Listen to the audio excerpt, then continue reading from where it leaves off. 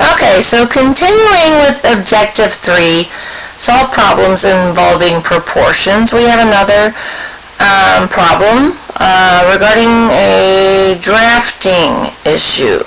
So the first thing we're going to do before we determine whether or not this is a direct or inverse proportion is go ahead and take a look at the word problem and underline the important information. So I'm reading it, an architectural drawing, and all of a sudden, and automatically when I see the word drawing, I think to myself, well, they're talking about a drawing, so I'm going to draw something. And a lot of times on word problems, I draw a picture. It helps me visualize what I'm doing, and it definitely, I believe, helps in determining if you're going to set up a direct proportion or an inverse proportion. So in this case, it says there's an architectural drawing of a living room of a house is 5.5 inches long. So I'm just going to draw 5.5 inches, label that there, 5.5 inches long, and it's 4.5 inches wide there. I'm just going to say it's square. It doesn't say it's square, but we're going to presume it's square rather. So this is my living room. Okay. So 5.5 inches long, length times width, 4.5 inches wide. The actual length, because this is the drawing. Okay. Now we're talking about the actual. And when you think about drawings, it always gives you some kind of ratio as far as the scale to size. So it says that the actual length of the living room, the actual, not the drawing, is 22 feet. What is the actual width? So this is 22 feet. This is inches. Now, remember, when you're dealing with units, you have to bear in mind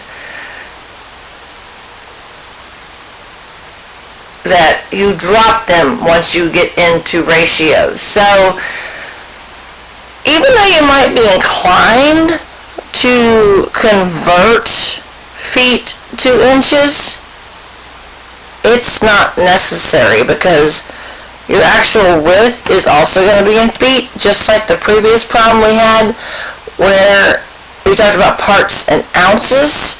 So we're just going to set this up so we know that if this gets bigger from the drawing to the actual, that this will also get bigger.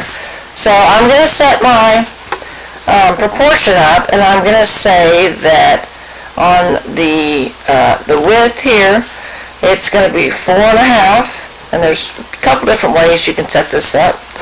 Over 5.5, or you could put 4.5 over 5.5, and that is equal, and it is a direct. It's direct, remember?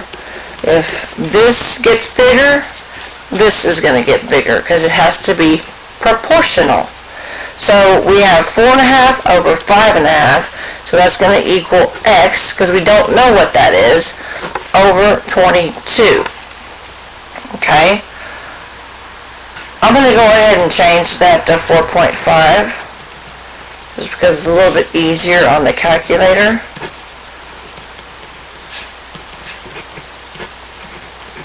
Alright, remember we're going to use our cross product rule.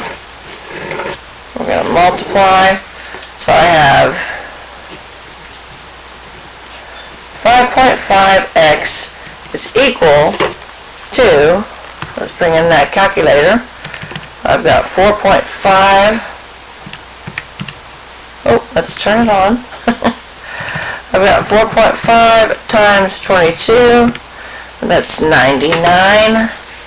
So I have 5.5x is equal to 99. Need to get that x by itself. So if I divide one side by 5.5, I've got to divide the other side. These cancel out. Let's go ahead and clean that up over here. Alright, so I've got that x is equal to 99 over 5.5.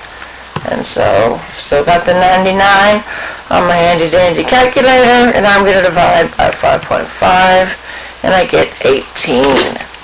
So, x is equal to 18. Now, we have to label units. In the actual, we're using feet. So, for the width of the actual, we're also going to use feet. And that's our label. So you have x equals 18 foot. Once again, I didn't have to convert from inches to feet because ratios and proportions don't care about conversion. As long as these two are the same on this side and these two are the same on this side, we're good to go. It's a proportion. So your answer once again is x equals 18 feet.